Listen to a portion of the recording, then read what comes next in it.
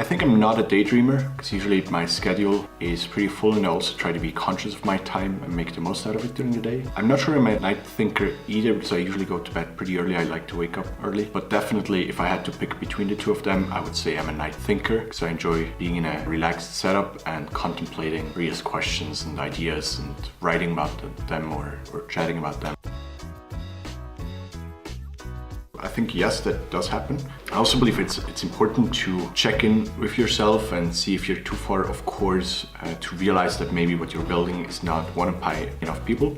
So we're currently working on a project where we are going through this pivot where we're realizing what we are building doesn't solve a problem that's big enough. So we assumed more people had this problem and realized through interviews and building our prototype and testing it with people that not enough people had the problem. And second, also that even though some people have the problem, maybe our solution is not a good fit for all of them, or maybe not most of them. Again, we learned this through interviews, and I think there's nothing wrong in that process and saying no or pivoting, because I feel there's nothing more frustrating than putting all your energy and time into something that other people don't get value out of in the end. So I'd rather abandon an idea or pivot early in the process and build something that benefits more people.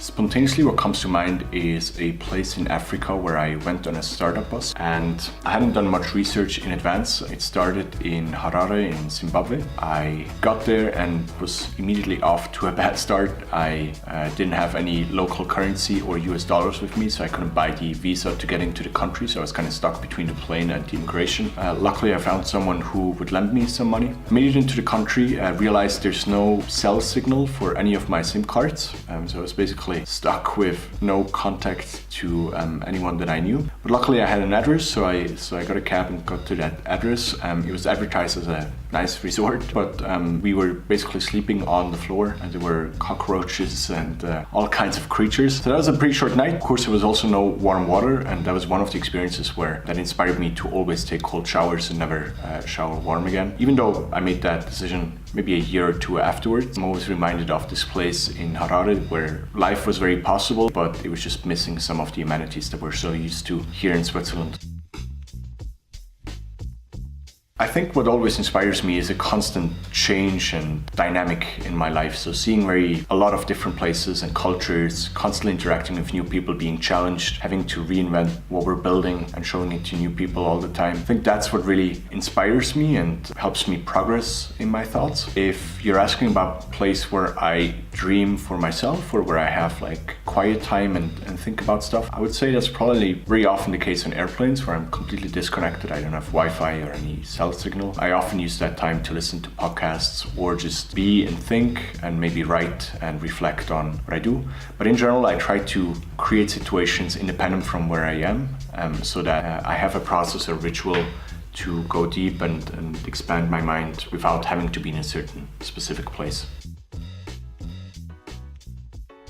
So the 64 things that I still own, they include everything, including my pants, t-shirts, shirts, and so on. So if you're asking me what's the one thing I can't live without, I would probably say a pair of pants or like a set of clothing or shoes, because life gets really uncomfortable if you don't have these. But if, let's say, we assume that these necessities are a given, then I would probably say either my laptop or my phone are quite important to me because they allow me to stay in touch with my friends, family, loved ones, and also my businesses and projects wherever I am in the world. They're kind of a gateway to talk to just about anyone I want to get in touch with.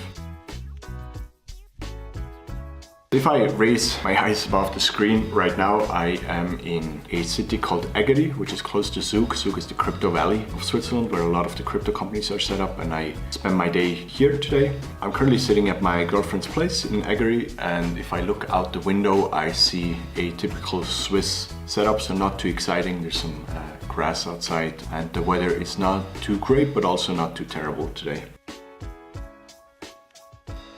So I have a couple more calls, so I'm probably going to go for a walk and talk to people while I'm walking. I like to do that to clear my mind and also make sure I don't get distracted by looking at a screen, and also at the same time get some exercise in. Later today I'll finish off most of the work for this week. I'm going to take it a bit easy the next few days, and we're also going to go fly to Germany in a couple of days to visit my girlfriend's family.